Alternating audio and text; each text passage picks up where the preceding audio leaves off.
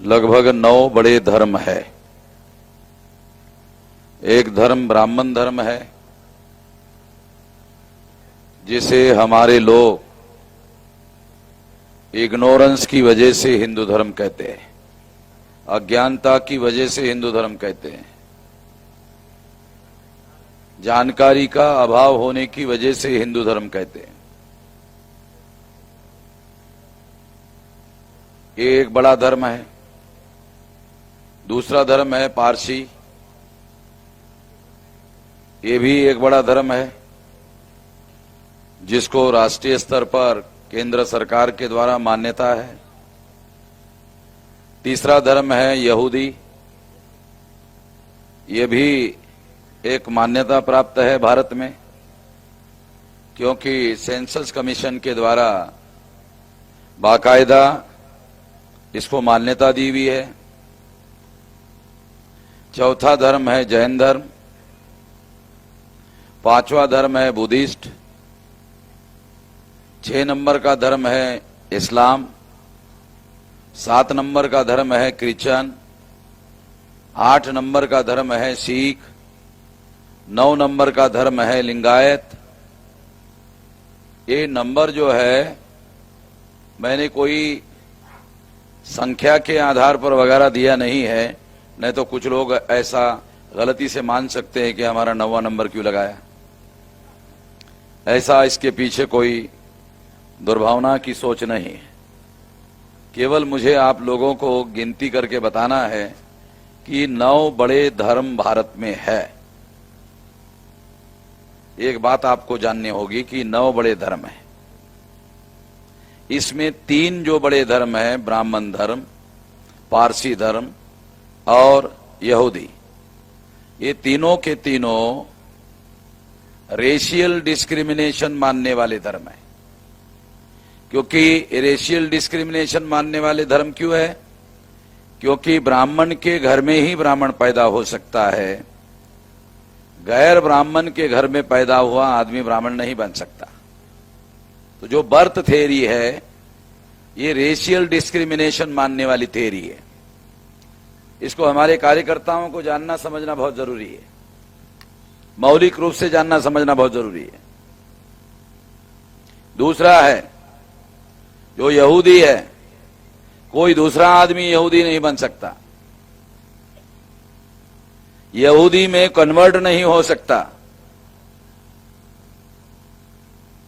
उस धर्म की दीक्षा लेकर वो यहूदी नहीं बन सकता। यहूदी के घर में पैदा हुआ आदमी ही यहूदी होता है। इसका मतलब ये भी रेशियल डिस्क्रिमिनेशन मानने वाला धर्म है। मुझे नहीं लगता इसके पहले आप लोगों को इसकी कोई जानकारी है। तीसरा पारसी, कोई भी आदमी पारसी नहीं बन सकता, पारसी के घर में पैदा हुआ आदमी ही पारसी बन सकता है। और पारसियों की संख्या हर 10 साल के जनगणना के बाद घट रही है। ये भी बहुत खतरनाक आंकड़े आ रहे हैं उसके कि हर 10 साल के बाद इनकी संख्या घट रही है। हो सकता है 100-200 साल बाद ये खत्म हो जाएंगे, क्योंकि इनकी संख्या लगातार घट रही है। ये 3 जो धर्म है, ये 3 धर्म रेशियल डिस्क्रिमिनेशन मानने वाले धर्म है। इसका दूसरा अर्थ यह है कि ये समानता को मानने वाले, इक्वेलिटी को मानने वाले धर्म नहीं है। ये समानता को मानने वाले धर्म नहीं है, इक्वेलिटी को मानने वाले धर्म नहीं है। तो इक्वेलिटी को मानने वाले धर्म कौन से हैं? जैन धर्म इक्वेलिटी को मानने वाला धर्म है, बुद्धिस्ट इक्वेलिटी को मानने वाला धर्म है, इस्लाम इक्वेलिटी को मानने वाला धर्म है, क्रिश्चियनिटी इक्वेलिटी को मानने वाला धर्म है। इक्वेलिटी को मतलब है समता को मानने वाला, समानता को मानने वाला। सिख इक्वेलिटी को मानने वाला धर्म है, लिंगायत समानता को मानने वाला धर्म है। ये तो 6 धर्म जो है इक्वेलिटी को मानने वाले। जो 3 धर्म है वो रेशियल डिस्क्रिमिनेशन मानने वाले धर्म है, और इक्वेलिटी के विरोध में है। वो ये नहीं मानते सारे इंसान बराबर है, वो सारे इंसान इक्वल है, वो ये नहीं मानते।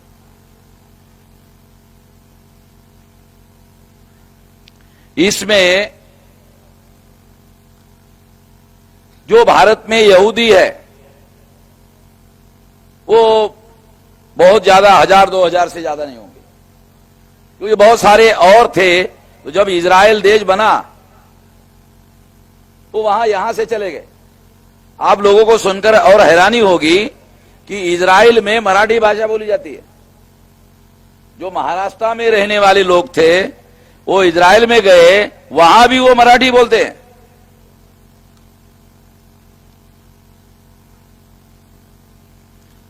तो ये जो इक्वेलिटी को मानने वाले धर्म है, ये बड़ी वजह है कि ब्राह्मण धर्म के लोग इन पर हमला करते हैं।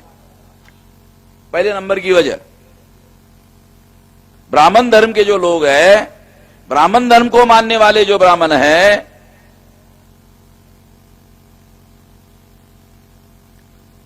ब्राह्मण धर्म को मानने वाले जो ब्राह्मण हैं, वह समानता मानने वाले जो धर्म के लोग हैं, सभी धर्मों पर हमला करते हैं।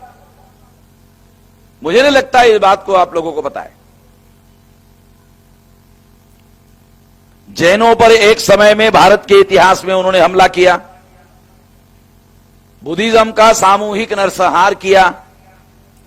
पुष्यमित्र शुंग ने बृहदत्त की जब हत्या की, हत्या करने के बाद भिक्षुओं का कत्लेआम हुआ, उनके धर्मगुरुओं का कत्लेआम हुआ, सामूहिक कत्लेआम हुआ। और बहुत सारे जो बौद्ध विहार थे, बड़े फेमस, बहुत बड़े बड़े फेमस बौद्ध विहार थे, आज ब्राह्मणों का इंक्रोचमेंट वहां पर है। और वहां उन्होंने उन विहारों को मंदिरों में रूपांतरित कर दिया। गर्भगृह में वो जाने नहीं देते। क्यों? गर्भगृह में बुद्ध की मूर्ति रखी हुई है अभी भी। बहुत सारी बातें आप लोगों को पता नहीं है।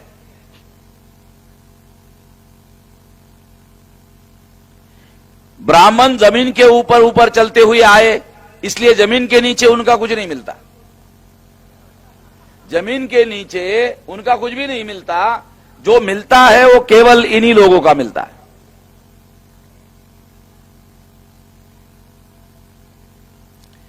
तो ये जो इक्वेलिटी मानने वाले लोग हैं, इक्वेलिटी मानने वाले जो धर्म है, उन्होंने जैन पर हमला किया, बुद्धिस्ट पर हमला किया।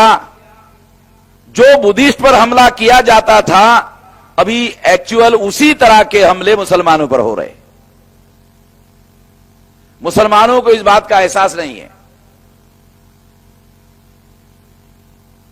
एक समय में बुद्धिस्ट लोगों पर जैसे हमले होते थे भारत में ब्राह्मणों के द्वारा, सेम हमले। और उसकी भी विशेषता थी, हमले जब ब्राह्मणों ने सत्ता पर कब्जा किया तब हमले किए। आज ब्राह्मणों का सत्ता पर नियंत्रण है, उसके बाद हमले हो रहे। विशेषता को भी ध्यान रखो।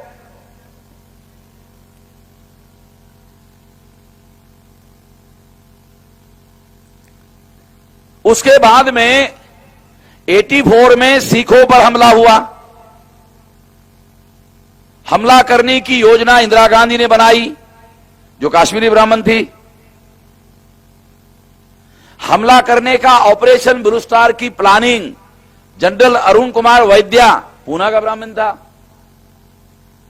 जनरल सुंदर जी, काला ब्राह्मण, तमिलनाडु का था।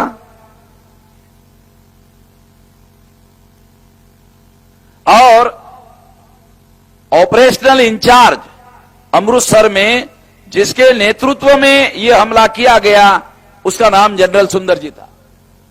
एक काला ब्राह्मण था तमिलनाडु का। और उसके लिए उन्होंने ऑपरेशन ब्लू स्टार की योजना बनाई। ऑपरेशन ब्लू स्टार की योजना बनाने के बाद पंजाब में ऑपरेशन उडरोज की योजना बनाई।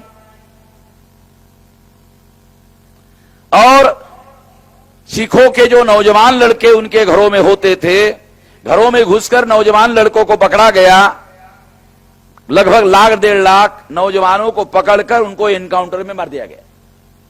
मुझे नहीं लगता इसके बारे में किसी को कोई जानकारी है।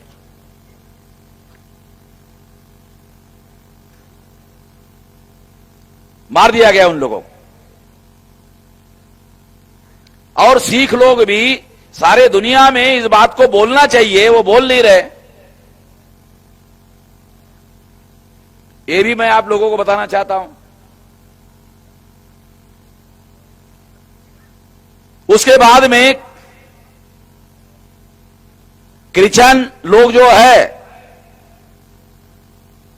उनके ऊपर भी हमले हो रहे। क्रिश्चियनों की एक बड़ी समस्या भी मैं आपको थोड़ा बताना चाहता हूं।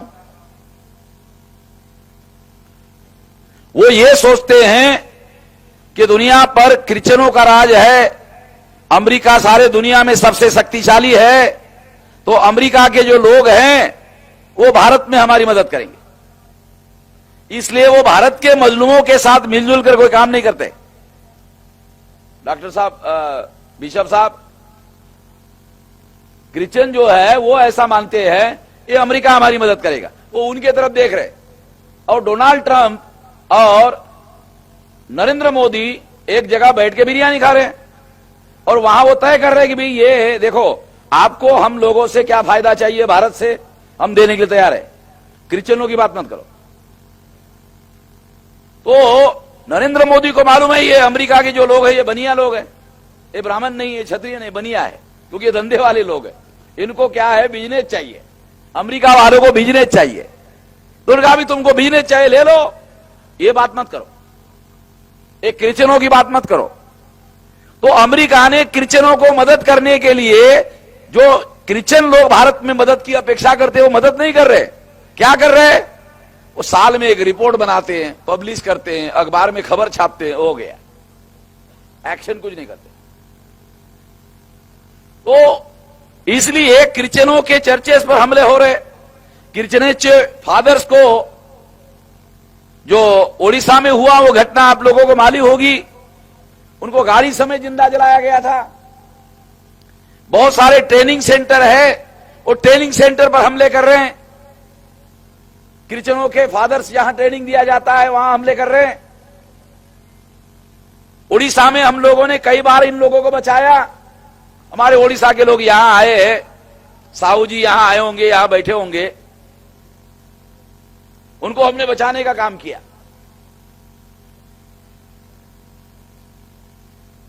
तो क्रिश्चियनों पर भी हमले हो रहे हैं। लिंगायतों ने 2-2, 4-4, 5-5 लाख इकट्ठा होकर कहा हम हिंदू नहीं है। वो खुद कह रहे हम हिंदू नहीं है। जब देश गुलाम था तो अंग्रेजों ने कहा तुम्हारा धर्म स्वतंत्र है, तुम अलग हो, तुम हिंदू नहीं हो। आजादी मिली, देश को आजादी मिली, और आजादी में लिंगायत गुलाम हो गए, उनको मान्यता देने से इनकार कर दिया। गुलाम भारत में वो आजाद थे धर्म के आधार पर, वो स्वतंत्र धर्म था। आजाद भारत में उनको स्वतंत्र धर्म मानने से इनकार कर दिया गया। कलबुर्गी जो इसके बारे में स्वतंत्र लिखते थे, उनको गोली से उड़ा दिया गया। और उसकी एक वजह यह भी थी कि वो ये स्वतंत्र धर्म है ये कहते थे, उसके साथ साथ वो एक बात और कहते थे कि लिंगायत धर्म की उत्पत्ति का एक कारण, बड़ा कारण बुद्धिस्ट है। तो ये बात ब्राह्मणों को बहुत ज्यादा नागवार गुजरी और इस वजह से उनको गोली से उड़ा दिया गया। तो जैन, बुद्धिस्ट, इस्लाम, क्रिश्चियन, सिख, लिंगायत, ये 6 धर्म, इनकी विशेषता, ये सारे के सारे समानता को मानने वाले धर्म हैं। ये सारे समानता को मानने वाले धर्म हैं। ब्राह्मण धर्म समानता को मानने वाला धर्म नहीं है, इसलिए इनके ऊपर हमले हो रहे हैं। समानता मानने वाला होना इनका अपराध हो गया है।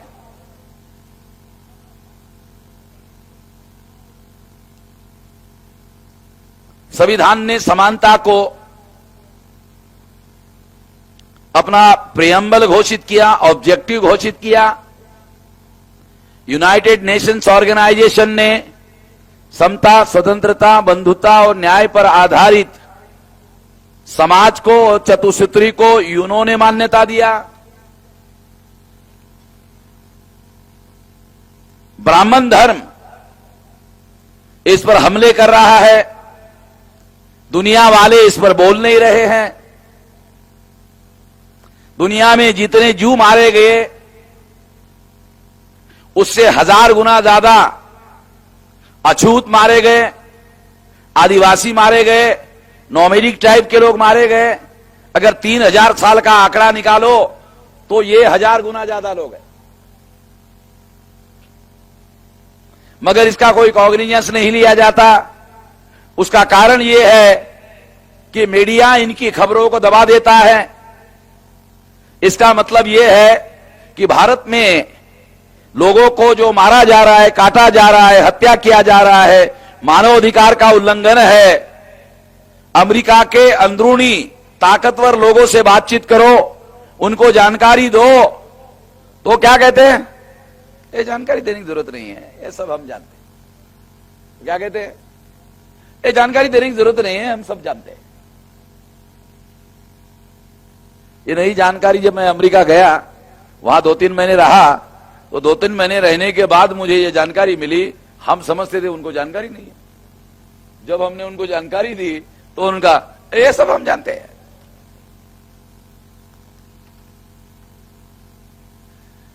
तो हमने उनको कहा कि आप मानवाधिकार की बात करते हैं? और ठीक है, करते हैं। और जब हमको मौका मिलेगा करेंगे। तब मुझे समझ में आया कि साले इनको मौका कब मिलेगा। तो मैंने सोचा इनको मौका मिलेगा, भारत जब इनको चाइना के विरोध में मदद नहीं करेगा, इंटरनेशनल पॉलिटिक्स में मदद नहीं करेगा, चाइना के विरोध में लड़ना है तो मदद नहीं करेगा, तो फिर अमेरिका वो जो डॉक्यूमेंट इकट्ठा कर रहा है, फिर उसकी बात करेगा। उसकी बात करने के बाद फिर भारत को लोग या नहीं, फिर तो अमेरिका को मदद करना है। तो ये ब्लैकमेल पॉलिटिक्स है। और भारत में अगर वर्ण व्यवस्था जिंदा है, जाति व्यवस्था जिंदा है, अस्पृश्यता जिंदा है, आदिवासियों का सेग्रीगेशन जिंदा है, महिलाओं की दास्ता जिंदा है, और ओबीसी पर शूद्रत्व थोपा गया है, इसके लिए हम केवल ऐसा मानते हैं कि केवल ब्राह्मण जिम्मेदार है, इंटरनेशनल पॉलिटिक्स भी जिम्मेदार है। मैं अमेरिका जाने के बाद मुझे यह जानकारी मिली।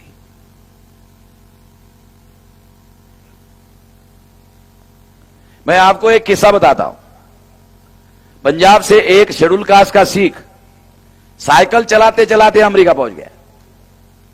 मैंने तो यकीन ही नहीं किया, कहा कि नहीं साइकिल चलाते चलाते गया। मैंने कहा साइकिल चलाते चलाते अमेरिका के अंदर कैसे घुस गए? कहा कि जंगल से गया।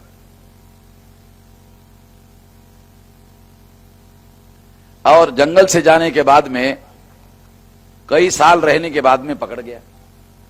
मेरे पास तो कोई वीजा कुछ है नहीं, डॉक्यूमेंट तो है नहीं। मेरा मामला कोर्ट में गया। तो मैंने उनको कहा, उन्होंने कहा कि आपको भारत जाना होगा। मैंने कहा कि मैं नहीं जा सकता। क्यों? मेरी जान को खतरा है। तेरे जान को खतरा क्यों है? नहीं, वो वहां जातिवाद है, वहां अस्पृश्यता है, इसकी वजह से मेरे जान को खतरा है। अब मामला कोर्ट में गया। कहा मुझे एसाइलम चाहिए। एसाइलम का मतलब है राजनीतिक शरण चाहिए। तुमने बहुत लोगों को राजनीतिक शरण दिया, हमको भी दो। तब कोर्ट को निर्णय देने के बाद उसको एसाइलम मिल सकता था। अब कोर्ट जब निर्णय देगा तो रिकॉर्ड में लाना पड़ेगा कि ऐसा जाति व्यवस्था है, अस्पृश्यता है, इसकी वजह से इसको राजनीतिक शरण देने की जरूरत है।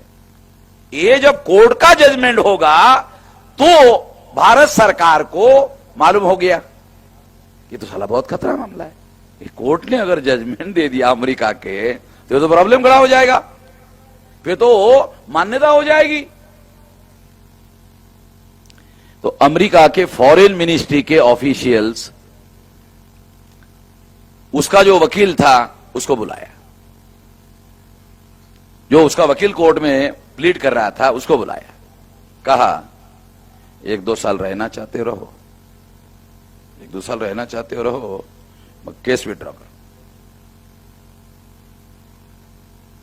1-2 साल रहना चाहते हो, अनऑफिशियल हम रह देंगे, मगर ये केस विड्रॉ करो। फिर वकील की और अशील की बात हुई, उन्होंने विड्रॉ करने से इनकार कर दिया। विड्रॉ करने से इनकार कर दिया तो अमेरिकन गवर्नमेंट ने फॉरेन मिनिस्ट्री के द्वारा प्रेजेंटेशन किया कोर्ट में, उसके बाद उसकी केस को डिस्चार्ज कर दिया गया। तो मुझे जानकारी मिली कि तो इंटरनेशनल मामला है, इंटरनेशनल पॉलिटिक्स में काम कर रहा है।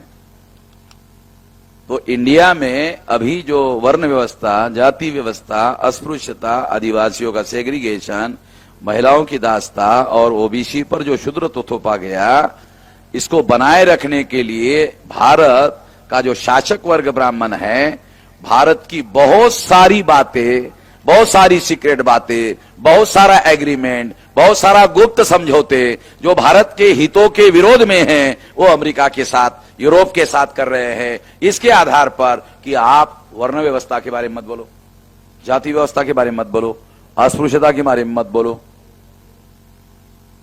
उन अधिकारियों ने उस वकील को कहा कि ये प्रॉब्लम है, जाति है, वर्ण है, अस्पृश्यता है।